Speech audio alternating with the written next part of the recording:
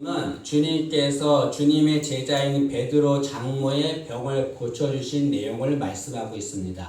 30절에 보시면 시몬의 장모라고 나오는데 여기서 시몬은 베드로를 말하는 거죠. 그럼 베드로에게는 장모가 있었습니다. 베드로에게 장모가 있었다는 것은 뭘 말합니까? 베드로가 결혼을 했다는 것을 말하는 거죠. 하루는 이제 천주교에 다니는 분이 저한테 그러더라고요. 교회 목사들은 천주교 신부한테 배워야 된다는 거예요. 왜냐하면 천주교 신부님들은 결혼 안 하고 주를 위해서 이렇게 헌신하는데 교회 목사들은 결혼도 하고 잘못됐다는 거죠. 성경적이 아니다라고 말합니다. 그래서 그들은 교황부터 신부까지 다 독신을 주장하죠. 결혼을 하지 않습니다. 그리고 결혼을 하는 건 잘못됐다라고 비난합니다. 그러나 여러분, 그렇게 한다고 한다면 베드로는 잘못된 겁니다. 천주교는 베드로를 일대 교황으로 여기고 있습니다. 근데 일대 교황인 베드로가 지금 결혼을 했거든요. 그렇다면 천주교식으로 따지면 베드로는 잘못되었고 교황의 자격도 없는 거죠. 여러분, 하나님의 일을 하는 사람이 결혼하는 거 잘못된 것이 절대로 아닙니다. 하나님이 이 세상에 주신 것이, 제정하신 것이 두 가지가 있어요. 하나는 가정이고 하나는 교회입니다. 때문에 절대로 누구도 가정과 교회를 무너뜨려서는 안 됩니다. 하나님의 책망이 임하지요. 여러분, 결혼을 해서 가정을 이루는 것은 전혀 잘못된 것이 아닙니다. 하나님의 일을 하는 사람이건 일하지 않는 사람이건 하나님이 제정하신 결혼하는 건 잘못된 것이 아니죠. 이렇게 베드로의 장모가 있었는데 이 베드로의 장모가 오늘 말씀해 보니까 열병에 걸렸다라고 말합니다. 이 같은 말씀이 누가복음 4장에도 나오는데 누가복음 4장 38절에는 이 베드로의 장모가 중한 열병에 걸렸다라고 말합니다. 이 중한 열병에 걸렸다는 것은 목숨이 위험할 정도로 큰 병에 걸렸다는 것을 말하는 거죠. 여기 베드로의 장모가 걸린 열병이 무엇인지는 확실하게 모릅니다. 혹자는 장티푸스라고 말하고 또 혹자는 전염병일 것이다 라고 말하지만 정확한 것은 알지 못합니다. 근데 이 말씀을 읽고서 어떤 사람은 이렇게 질문할 수 있습니다. 아니, 베드로는 주님의 제자가 되었는데 주님의 제자가 되었으면 베드로에게 복을 줘야지 왜 베드로에게 이렇게 어려움을 주는가? 왜 그 가정에 어려움을 줘서 베드로가 하나님의 일을 하지 못하도록 그렇게 막는가라고 묻는 사람이 있습니다. 그러나 여러분, 우리가 기억해야 될 것이 있습니다. 하나님을 믿어도 어려움이 있다는 거죠. 여러분, 하나님을 믿어도 온전하게 신앙생활하고 열심히 신앙생활해도 누구에게나 다 어려움이 있는 겁니다. 그러면 하나님은 왜 하나님을 열심히 믿는 자들, 신앙생활 열심히 하는 자들에게 어려움을 주실까요? 여러 가지 이유가 있겠죠. 그러나 제가 알고 있는 이유는 그것입니다. 왜 어려움을 주는가? 더욱더 주님을 의지하게 하기 위해서 어려움을 주는 겁니다. 그럼 만약에 주님이 우리에게 복만 준다고 생각해 보세요. 내가 원하는 거, 내가 생각하는 거 넘치도록 복만 준다고 생각해 보세요. 우리의 관심은 어디에 있을까요? 복에 있는 거예요. 복에. 그 복을 주신 하나님에게는 전혀 관심이 없는 겁니다. 나중에는 그 복이 하나님이 되고 말아요. 그러나 여러분, 우리에게 어려움을 주면은 우리가 누구에게 관심을 갖겠습니까? 누구에게 집중하겠어요? 하나님께 집중하겠죠. 하나님께 집중하고 하나님을 의지하겠죠, 여러분. 그렇게 하나님을 의지할 때 하나님께서 그에게 그 어려움을 해결해 주는 거죠. 여러분, 주님이 우리에게 어려움을 주는 것은 우리를 미워해서 주는 거 아닙니다. 그것은 하나님이 우리를 사랑하시는 또 다른 표현이라고 할 수 있습니다. 어려움은 하나님이 우리에게 주시는 또 다른 사랑의 표현입니다. 중국 공연 중에 변검술이라고 하는 것이 있어요. 저도 한번 봤는데요. 이 가면을 썼는데 이렇게 고개를 살짝 돌릴 때마다 가면이 싹싹 바뀌어요. 어떻게 이렇게 하는지 모르겠습니다. 신기하더라고요. 몇 번씩 막 바뀌는 거예요, 여러분. 싹싹 바뀌어요. 그런데 여러분, 그 사람이 가면이 자꾸 바뀐다고 해도 그 가면이 그 사람의 본 얼굴은 아닙니다. 마찬가지로 하나님 우리에게 어려움을 줘도 그것이 하나님의 본심은 아닌 거예요. 본 모습은 아닌 겁니다. 그 어려움 뒤에 무엇이 있는 겁니까? 우리를 사랑하시는 하나님의 마음이 있는 거죠, 여러분. 때문에 우리는 어려움을 당할 때 그 어려움을 바라보는 것이 아니라 무엇을 바라봐야 합니까? 그 어려움 뒤에 임하시는 하나님의 사랑, 그것을 바라봐야 될 줄로 믿습니다. 여러분, 어려움이 있을 때에, 신앙생활하다가 어려움 당할 때에 절대로 염려하지 마세요. 두려워하거나 절망하거나 하나님 원망하지 마세요. 왜 그렇습니까? 하나님께서 그 어려움을 반드시 해결해 주실 것입니다. 그 어려움이 내게 필요하기 때문에 하나님이 주시는 거예요. 그러나 그 어려움을 해결하는 것도 하나님이시는 거죠. 여러분, 오늘 말씀해 보면 베드로의 장모가 열병에 걸렸습니다. 그런데 29절에 보니까 주님께서 그 베드로의 장모가 있는 집으로 들어가셨다라고 말씀합니다. 주님께서 베드로의 장모가 있는 집에 들어가신 이유가 무엇입니까? 그녀의 열병을 치유해 주시기 위해서, 고쳐주기 위해서 들어가는 거죠. 여러분, 주님은 우리가 어려움을 당할 때 절대로 외면하지 않습니다. 베드로의 장모가 열병으로 고난당할 때에 그 집에 들어가시던 주님께서 내가 지금 어려움 당하고 있을 때에, 하나님의 자녀가 어려움 당하고 있을 때 절대로 외면하지 않습니다. 우리에게 들어오셔서 우리 어려움을 해결해 주는 거죠. 때문에 어려움 당할 때 절대로 하나님 원망하거나 하나님께 불평하거나 하나님을 떠나는 그런 일을 하지 말아야 될 줄로 믿습니다. 주님이 들어오시면 그것이 어떠한 곳인지 그것의 문제는 다 해결됩니다. 이스라엘 백성들이 애굽에 나와서 이렇게 가나안 가는 동안에 광야길을 걸었잖아요. 이 사막인데요, 목이 너무 마른 거예요. 마실 물이 없는 겁니다. 막 불평하는데 마라라고 하는 곳에 도착했어요. 근데 거기에 물이 있는 거예요. 얼마나 반가웠겠어요. 가서 물을 마셨는데 물이 너무나 쓴 거예요. 도저히 마실 수가 없는 겁니다. 어떤 사람은 그 물을 마셔서 뭐 병이 났는지도 모르겠습니다. 그렇게 물이 써서 마실 수 없는 그 상황에서 하나님께서 모세에게 명령합니다. 모세야, 저기 나뭇가지가 있는데 그 나뭇가지를 가지고서 그 쓴물에 던져 넣으라 그래요. 쓴물에 던져 넣으니까 어떻게 됐습니까? 쓴물이 단물이 된 겁니다. 여기 모세가 쓴물에 넣은 그 나뭇가지를 영적으로 예수 그리스도다라고 말합니다. 이것은 뭘 말합니까? 우리 인생이 쓴물과 같은 어려움을 당해도 거기에 주님이 들어오시면 그 쓴물이 단물 되는 거죠. 그 어려움이 다 해결되는 거죠. 때문에 어려움이 있을 때에 절대로 주님 원망하거나 불평할 필요 없습니다. 모세처럼 주님을 의지하는 우리가 되어야 될 줄로 믿습니다. 근데 여기 어려움을 주님께서 베드로의 장모가 있는 집에 들어가서 어려움을 해결해 주시는데, 이걸 통해서 우리가 하나 배워야 될 것이 있습니다. 알아야 될 것이 있어요. 그것은 주님의 은혜를 받기 위해서는 주님을 우리 마음에 모셔드려야 된다는 거죠.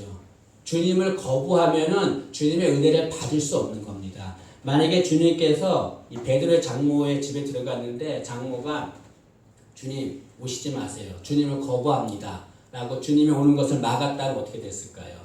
그녀는 열병에 걸려서 아마 죽음을 맞이했을 것입니다. 그런데 베드로의 장모는 주님이 그 집에 들어올 때 그 주님을 맞아들인 거죠. 우리도 마찬가지입니다. 어려움 당하고 있을 때에 주님을 모셔드려야 돼요. 거부해서는 안 됩니다. 많은 사람들 중에서 주님이 우리 마음에 들어오셔서 우리의 모든 걸 해결해 주려고 해도 주님을 거부하는 자들이 있어요. 내 힘으로 하겠습니다, 내 능력으로 하겠습니다, 주님 도와주지 않아도 할 수 있습니다 라고 말하는 사람도 있습니다. 여러분, 인간의 능력은 한계가 있습니다. 인간은 모든 문제를 해결할 수 없습니다. 어느 정도만 해결할 수 있죠. 그러나 주님은 능력이 많으신 분이에요. 천지를 창조하신 분입니다. 인간의 생과 사를 주관하신 분이세요. 그분은 어떤 문제나 해결할 수 있는 분입니다. 때문에 주님이 우리 마음속에 들어오시면 주님 어서 오세요 하고 주님을 모셔드려야 되죠. 주님을 절대로 거부해서는 안 됩니다. 주님은 언제나 우리 마음에 들어오기를 원하고 계십니다. 들어와서 우리의 어려운 문제를 해결해 주기를 원하고 있습니다. 요한계시록 3장 20절에 이렇게 말합니다. 볼지어다 내가 문 밖에 서서 두드리노니 누구든지 내 음성을 듣고 문을 열면 내가 그에게로 들어가 그와 더불어 먹고 그는 나와 더불어 먹으리라 라고 말합니다. 여기 보니까 주님께서 문 밖에 서서 두드린다 라고 말씀이 있습니다. 그리고 내 음성을 듣고 문을 열라, 내가 그로 들어가 그와 더불어 교제하겠다, 그의 어려운 문제를 해결해 주겠다 라고 말씀하고 있습니다. 주님께서 지금 우리 마음의 문을 두드리고 있는 거죠. 여러분, 마음의 문을 활짝 열어야 합니다. 그리고 주님을 모셔드려야 합니다. 여러분, 주님을 모셔드리는 만큼 우리의 어려움은 해결될 줄로 믿습니다. 우리는 어려움 당할 때에 나를 추방해야 돼요. 그리고 주님을 추대해야 됩니다. 그럴 때 주님께서 우리의 모든 문제를 해결해 줄 줄로 믿습니다. 여기 또 하나 생각할 것이 있는데, 주님께서 그 열병 걸린 베드로 장모 집에 들어갔던 것처럼 우리도 주님처럼 어려움에 있는 자들, 그런 자들에게 들어가야 한다는 거죠. 여기 말씀에 보면 베드로의 장모의 집에 주님만 들어간 것이 아닙니다. 거기에 여러 사람도 같이 들어갔습니다. 같이 들어간 사람들이 주님께 주님 이 베드로의 장모의 병을 고쳐주세요 라고 요청합니다. 30절 말씀을 보시지요. 30절에 보시면 시몬의 장모가 열병으로 누워있는지라 사람들이 곧 그 여자에 대하여 예수께 여짜온대. 이게 사람들이 예수께 그 여자에 대해서 여짜왔다라고 하는 말, 누가복음에는 예수님께 이 여인을 고쳐달라고 요청했다라고 말씀하고 있습니다. 여러분, 예수님만 그 어려움이 있는 베드로 장모 집에 들어간 거 아닙니다. 다른 사람들과 같이 들어간 거죠. 여러분, 우리도 어려운 사람이 있으면 그들을 외면해서는 안 되는 거죠.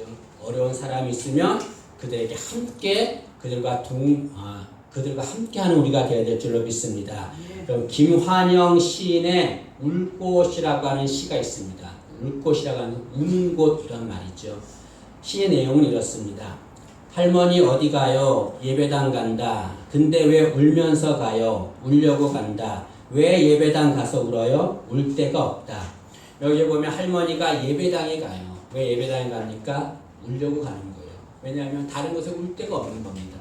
세상에 많은 사람들은 자신의 아픔과 상처를 가지고 있어요. 그 상처와 아픔을 위로받을 곳이 없어요. 어디에서 위로해 줍니까?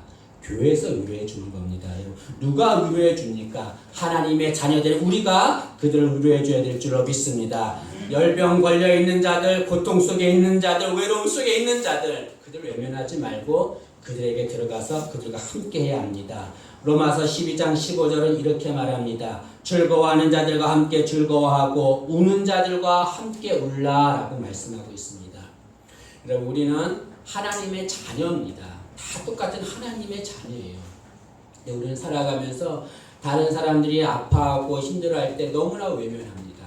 아무렇지도 않게 외면해요. 그리고 심지어는 그렇게 힘들어하는 사람을 저주합니다. 비난해요.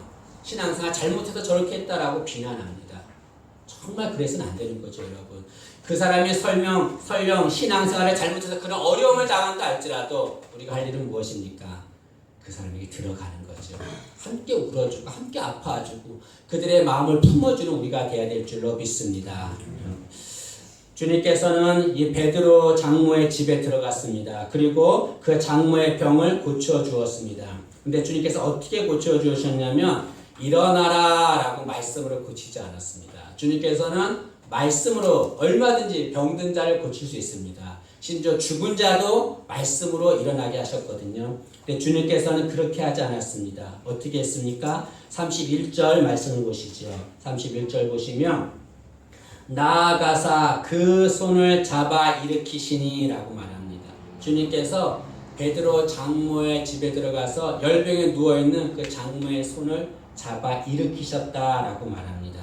여기 손을 잡으셨다라고 하는 말은 힘을 다하여 꽉 쥐셨다는 것을 말합니다. 베드로의 장모는 열병에 걸려 있어요. 힘이 없습니다. 아무것도 할 수 없는 자예요. 주님께서 뭐라 말씀해도 그 말도 들리지 않는 자입니다. 주님께서 그 여인의 손을 잡는 거죠.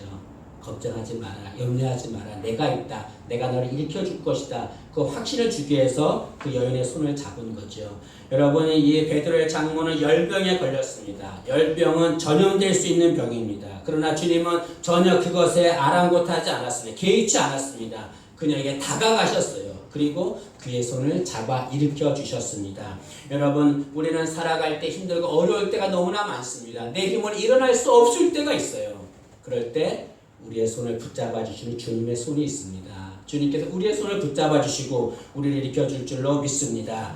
여러분, 여기 주님께서 베드로의 장모의 손을 붙잡았는데 그 손이 어떤 손입니까? 천지를 창조하신 손입니다. 병든 자를 일으켜 세운 손이고 우리를 구원하기 위해서 십자가에 못 박히신 손이에요. 그 손은 하나님의 손입니다. 그 손으로 주님께서 베드로의 장모의 손을 붙잡은 거죠.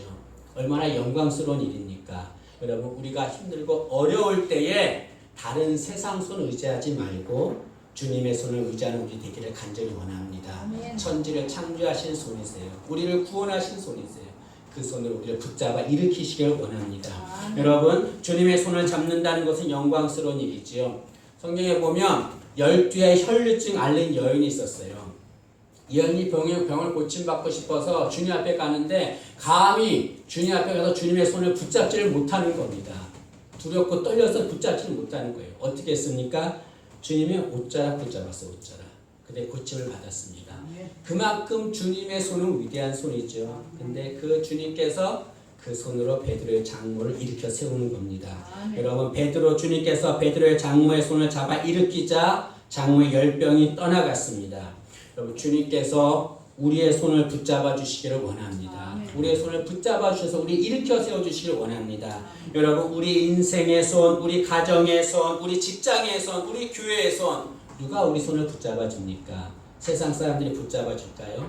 전혀 아닙니다. 여러분, 주님만이 우리의 손을 붙잡아 줄 줄을 믿습니다. 주님께서 우리의 손을 붙잡아 주시면 일어나게 되고 열병은 떠나가게 될 줄로 믿습니다. 여기 열병이 떠나갔다라고 하는 말은 여러분, 열병이 무슨 사람이 아니잖아요. 사람이어서 뭐 들어왔다 나갔다 그러진 않잖아요. 근데 이 열병이 떠나갔다라고 하는 것은 뭘 말하냐면 이 베드로의 장모가 열병에 붙들려 있다는 것을 말합니다. 다시 말하면 베드로의 장모는 열병의 노예로 붙들려 있었습니다. 누가복음 4장 39절에는 이 얘기를 어떻게 말하냐면 주님께서 베드로의 장모의 열병을 꾸짖으셨다라고 말합니다. 여기 꾸짖었다라고 하는 것은 귀신을 쫓아낼 때 하는 말입니다. 다시 말하면 이 베드로의 장모는 귀신의 열병에 붙들려 있는 거죠. 열병의 노예로 붙들려 있는 겁니다. 그런 열병에 붙들려 있는 그 여인에게 주님께서 꾸짖으셨다라고 말하는 거죠. 여러분, 세상에는 열병에 붙들려서 열병의 노예가 되어서 고통당하는 사람들이 너무나 많이 있습니다. 여러분, 누군가 예수 믿는 자를 핍박하는 자들이 있습니다. 그리고 아무리 전도해도 예수 믿지 않는 자들이 있습니다. 그 사람이 잘못된 것이 아니죠. 왜 그렇습니까? 그 사람이 귀신의 노예로 붙들려 있기 때문에 그렇습니다. 어둠의 세력의 노예로 붙들려 있기 때문에 그런 거죠. 그런 자들을 주의 복으로 인도하기 위해서 우리가 어떻게 해야 됩니까? 절대로 그들을 두려워하지 말고 꾸짖어야 되는 거죠. 그들을 붙잡고 있는 어둠의 세력들, 흑암의 세력들, 그 세력들을 꾸짖어야 됩니다. 그래야 떠나가게 되는 거죠. 여러분, 내가 열심히 신앙생활하는데 가정에서 나를 힘들게 하는 가족들이 있습니다. 너무나 아프게 하는 자들이 있습니다. 그들이 잘못되는 것이 아니라 그들을 묶고 있는 어둠의 세력이 있어요. 그 어둠의 세력을 쫓아내야 합니다. 어떻게 쫓아내야 합니까? 꾸짖어야 되는 거죠. 여러분, 나는 능력이 없어요. 나는 연약해서 그들을 쫓아낼 수 없어요. 라고 하는데 내 능력으로 하는 거 아닙니다. 누구의 능력으로 하는 겁니까? 주님의 능력으로 하는 거죠. 주님의 능력이면 어둠의 세력은 다 쫓아날 줄로 믿습니다. 여러분, 힘들게 하고 어렵게 하고 고통스럽게 하는 그 어둠의 세력들 다 나사렛 예수의 이름으로 다 쫓아내는 우리 되기를 간절히 원합니다. 꾸짖어야 돼요. 꾸짖어서 쫓아내는 우리 되기를 간절히 원합니다. 여러분, 여기 베드로의 장모가 열병에서 고침을 받았습니다. 고침을 받은 베드로의 장모가 한 일이 무엇입니까? 그 베드로의 장모가 주님께 수종 들었다라고 말합니다. 수종 들었다는 말은 섬겼다는 거죠. 섬겼다는 말은 주님을 자신의 주인으로 인정했다는 것을 말합니다. 그러니 베드로의 장모는 그 전에는 누구의 노예로 살았습니까? 열병의 노예로 살았어요. 열병이 베드로 장모의 주인이었습니다. 이제는 누가 베드로의 장모의 주인입니까? 주님이 베드로의 장모의 주인이 되는 거죠. 여러분, 열병이 떠나가자 주인이 바뀌게 된 겁니다. 여러분, 우리 안에 있는 열병 다 물리치기를 간절히 원합니다. 우리를 묶고 있는 어둠의 세력들, 흑암의 세력들 다 나사렛 예수님 다 떠나가고 우리가 주님을 주인으로 모시는 우리 되기를 간절히 소망합니다. 여기 열병을 치료받은 베드로의 장모가 주님을 섬겼다라고 말하는데 이 섬겼다는 것은 그때만 섬겼다는 걸 말하지 않습니다. 계속적으로 섬겼다는 걸 말하지요. 그러니까 전승에 따르면 이 베드로의 장모는 이때 열병을 고침받고 난 후부터 그때 주님을 섬기고 그때 끝나지 않고 주님이 십자가에 돌아가시는 그 순간까지 주님을 따라다니면서 주님을 섬겼다라고 말씀하고 있습니다. 뿐만 아니라 이 사건 이후로 베드로의 아내도 베드로와 함께 선교여행을 하면서 주님을 섬겼다라고 말씀하고 있습니다. 우리는 주님께 많은 은혜를 받은 자들입니다. 우리가 할 일은 무엇입니까? 우리도 주님을 섬기는 자가 되어야 될 줄로 믿습니다. 우리는 주님께 많은 은혜를 받았으면서도 주님을 잊어버릴 때가 너무나 많아요. 심지어 주님을 떠나버릴 때가 너무나 많습니다. 그건 잘못된 거죠. 하루는 10명의 나병 환자가 주님께 도움을 요청하는 겁니다. 가까이 가지도 못하고 멀리 서서 주님 우리를 불쌍히 여겨주세요. 우리를 고쳐주세요. 고쳐주세요 하고 막 도움을 요청합니다. 얼마나 간절하게 요청했겠어요. 주님께서 그들의 요구를 들어주셨습니다. 주님께서 그들에게 제사장에 가서 너희 몸을 보이라 라고 말씀했어요. 10명이 제사장을 향해 달려갔습니다. 그런데 가는 동안에 그들의 나병이 다 깨끗이 씻음받았습니다. 고침받았어요.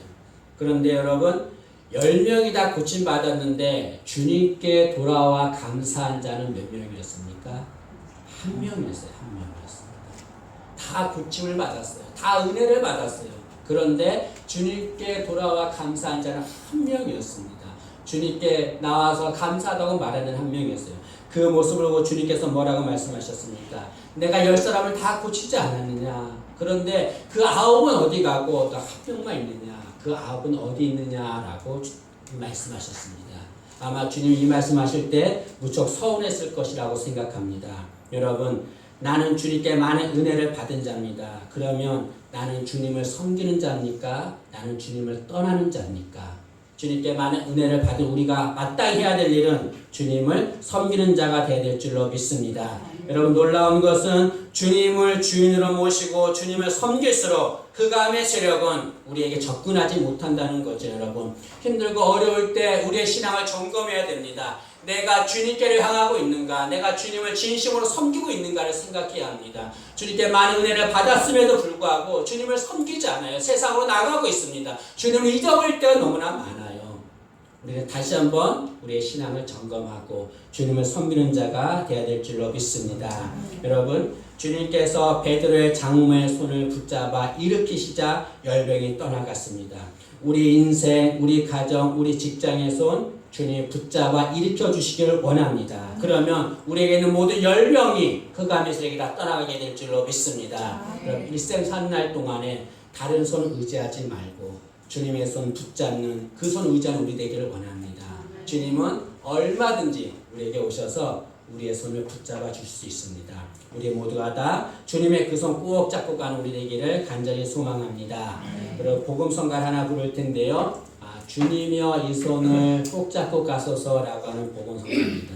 이 가사처럼 우리가 일생 동안에 주님의 손 의지하면서 살아가는 우리 되기를 원합니다. 우리 안에 있는 모든 어둠의 세력, 흑암의 세력 다 떠나가는 역사가 우리에게 임하기를 간절히 소망합니다. 우리 함께 찬양하겠습니다.